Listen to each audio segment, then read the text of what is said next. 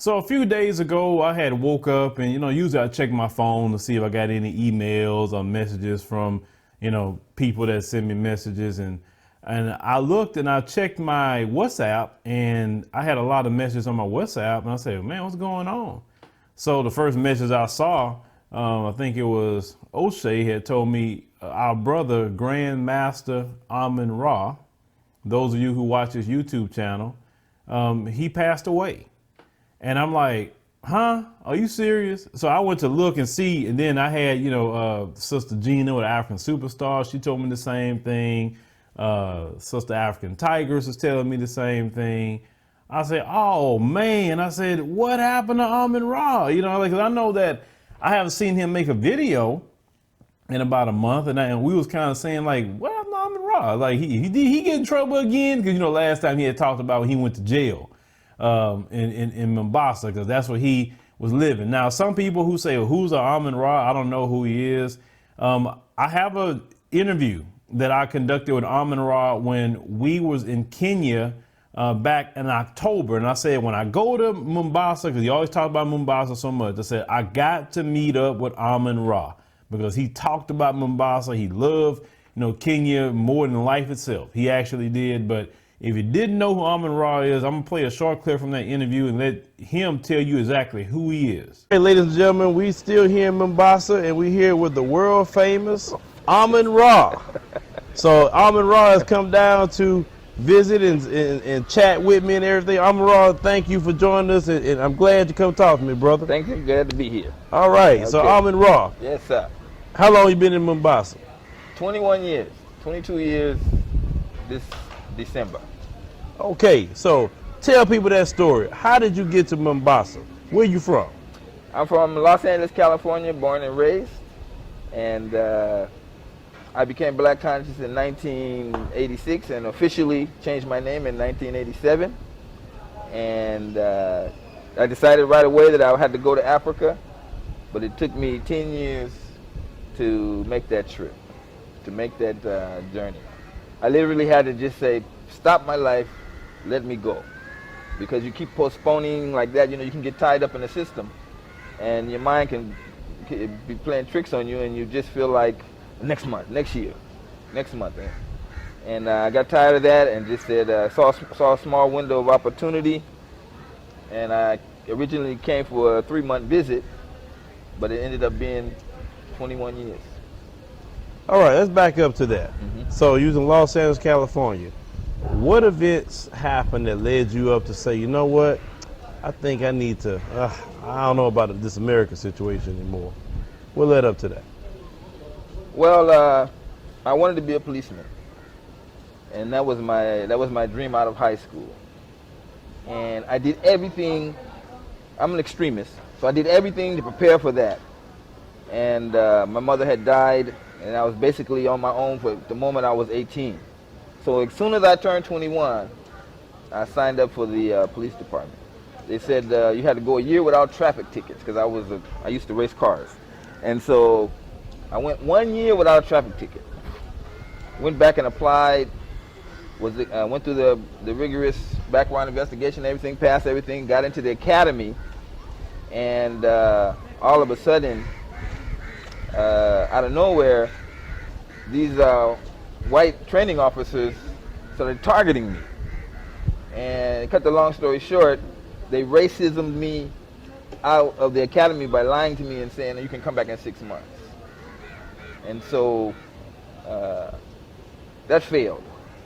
And then I went back into computers because I was in computers. And then one day I was training with my instructor in martial arts at the Temple 27 in Los Angeles. It's now a mall. And as I was going into the basement of the mosque to train, there was a brother that was in the main hall telling me there's a show going on, there's an event. And I was like, okay, I'll come to the event after I finish my training. But I had no intention of going. I was going to train. I knew when I came out he wouldn't be there, but he was there. And so I was like, oh, okay. So I went inside just to, get the guy off my back. And when I went inside, they were showing the Los Angeles City Hall building, you know, which is on the badge of the police, and saying that this was the step pyramid, and then it goes down like this in levels, and then you start tying it into being black. And so to cut the story even shorter, everything that had happened to me started making sense. You know what I mean? About the racism and all that. I was gullible, and then I became black conscious like that through Ashwa Kwesi. So Ashwa Kwesi was just generous enough to take somebody like me, and I went to his house because he lived right around the corner from me, and he started explaining to me from the morning into the evening, and I became conscious like that. And what really was big about that part was they just came out with VHS tapes. If you remember the old tape machines, and I had one, and he was making his first VHS tape to explain all this details that Dr. Ben used to have lectures on. You know, Dr. Ben would talk, but and he had maybe a projector, but you couldn't take it home and rewind it and go through it. See?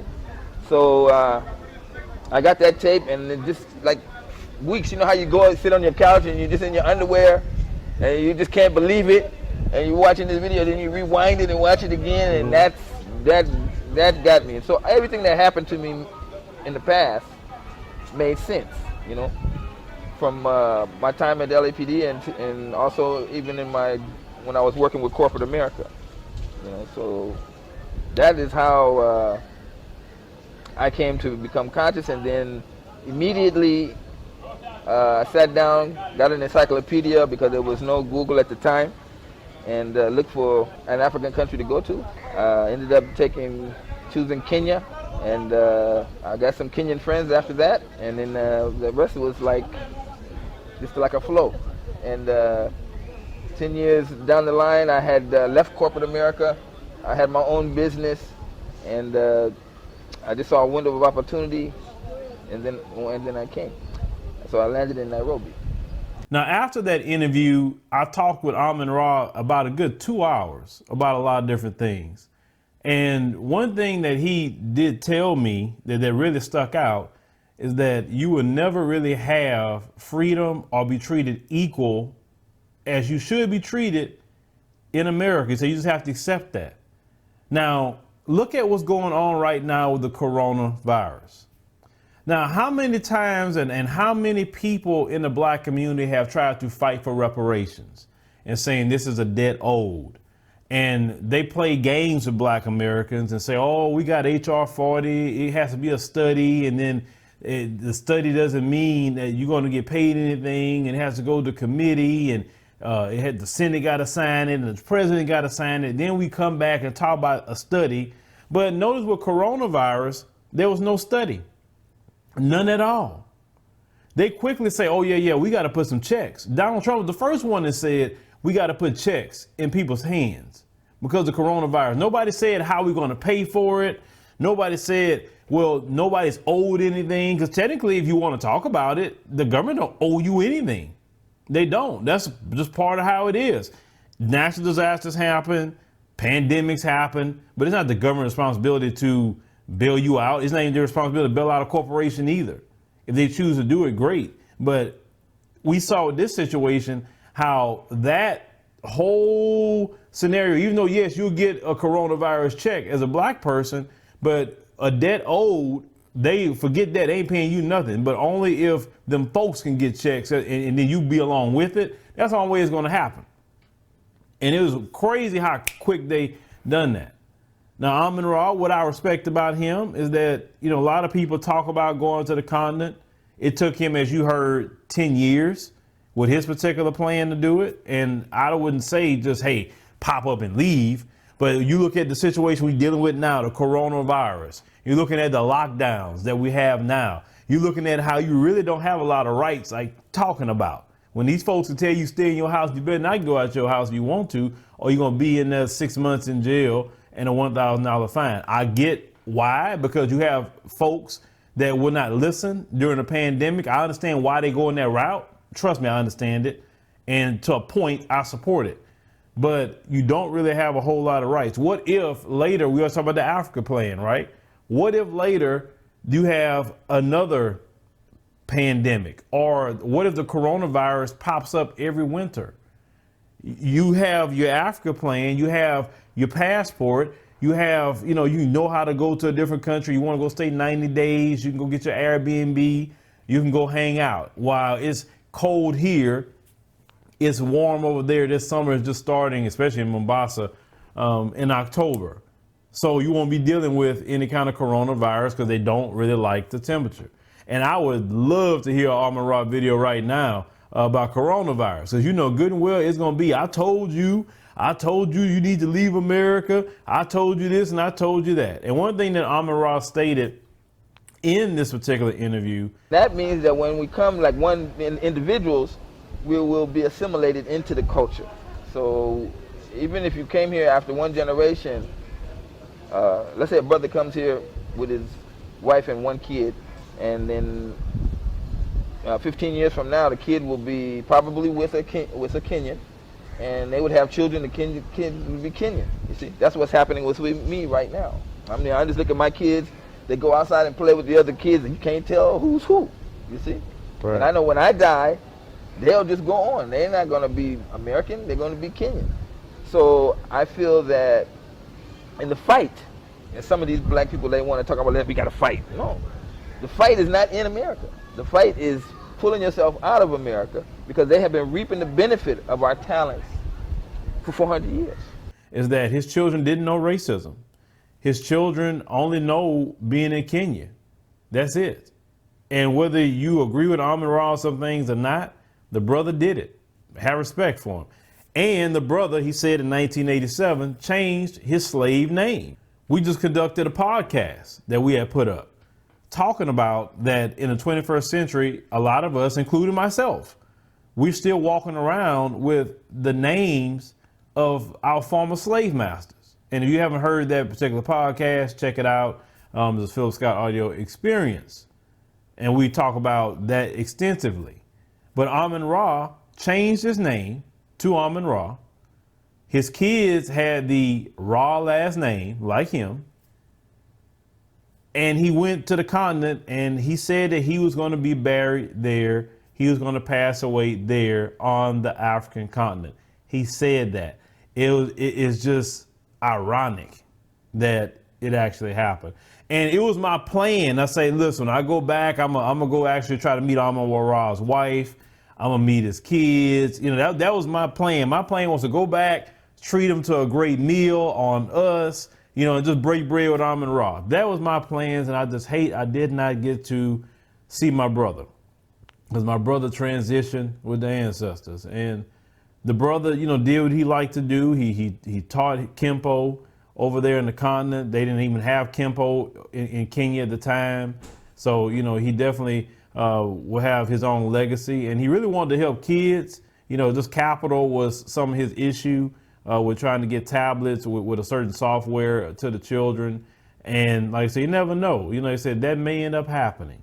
And doing it in Amen Rahh's name and making sure to dedicate that to Amen Rahh, because that'll be a beautiful thing to do, is to try to finish what he wanted, you know, for the kids and call it the Amen Rahh, you know, something, you know, and I think that would be a great way to honor that brother. But that brother, yeah, he transitioned definitely. I know a lot of you gonna miss Amen Rahh's content. He has a lot of content on there. He's been on O'Shea's channel. He's been on Dynasty Mir, you know, search for Huru channel. He's been around, talked to many people about modern Africa. And Africa is modernizing. It is. As you see, Africa is stepping up. They telling people you can't come in our country right now. I mean, that's different for African nations. Normally, African nations just allow the West and Chinese to walk all on their back. Now they're saying you can't come in our country. So things are changing on the African continent as we speak. And I know Amen Rahh would be excited to see, you know, them telling them in the West they cannot come in their country.